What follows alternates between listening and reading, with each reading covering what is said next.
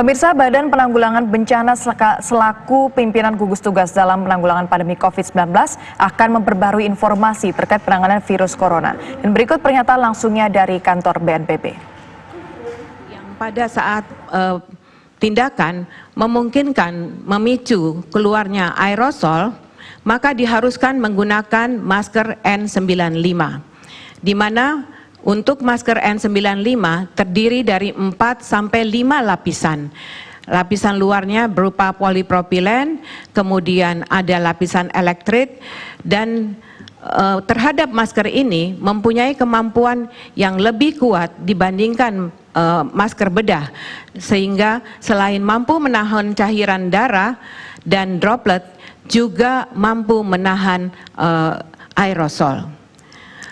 Bagian lain yang sangat penting dari APD adalah coverall. Ada berbagai macam coverall yang sekarang beredar di masyarakat. Biasanya spesifikasi coverall menutup dari kepala sampai ke kaki.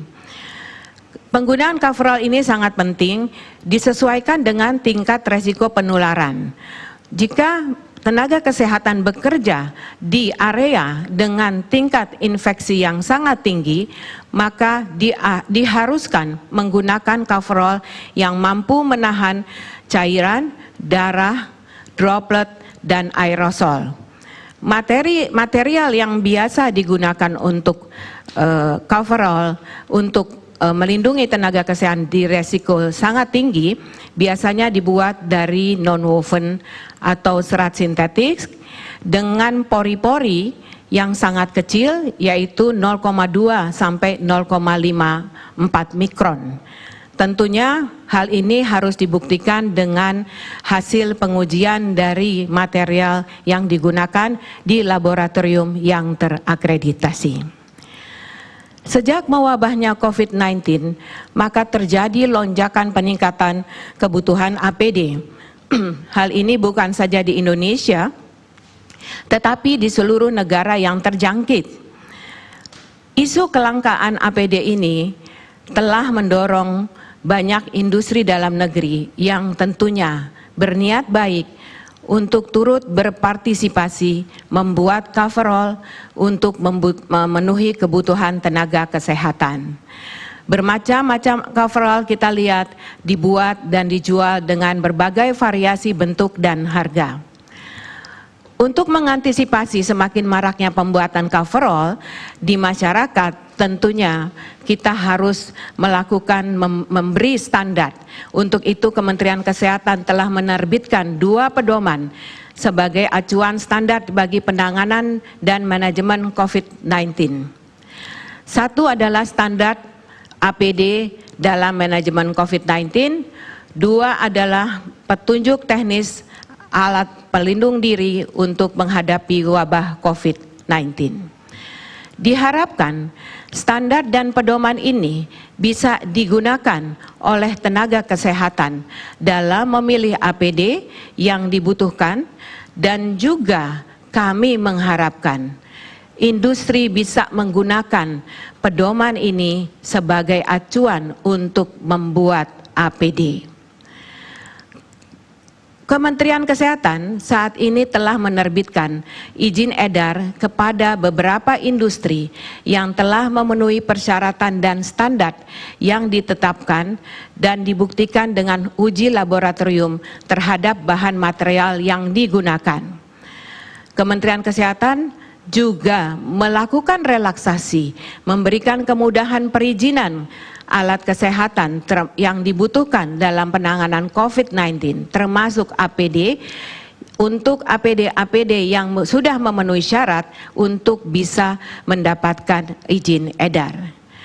Pemenuhan APD terus meningkat. Tentunya kita harus melakukan upaya-upaya, dan untuk itu Kementerian Kesehatan juga melakukan pendampingan kepada industri-industri dalam negeri yang berniat untuk membuat industri coverall dan juga bahan baku terhadap APD ini.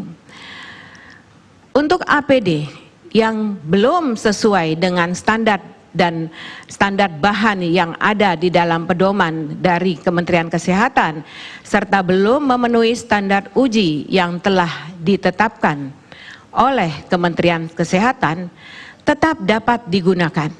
Tetapi tentu harus digunakan di area-area yang mempunyai tingkat resiko rendah. Contohnya, kita membutuhkan APD untuk tenaga kefarmasian, tenaga gizi, pengendara ambulans. Nah, ini bisa digunakan APD non-medis, dan untuk APD ini tidak memerlukan izin edar. Kami menghimbau kepada seluruh tenaga kesehatan agar cermat dalam memilih dan menggunakan APD sesuai dengan tingkat resiko yang dilakukan dalam menangani pasien COVID-19. Karena pemilihan APD yang baik akan melindungi tenaga kesehatan dari tertularnya virus corona. Kita berharap penanganan wabah COVID-19 dapat mencapai tujuannya, membawa bangsa Indonesia keluar dari krisis ini. Pesan pencegahan yang harus kita lakukan. Pertama, cuci tangan dengan sabun dan air mengalir minimal 20 detik. Kedua, masker untuk semua. Selalu pakai masker apabila berada di tempat umum. 3. Jaga jarak aman 1 sampai 2 meter.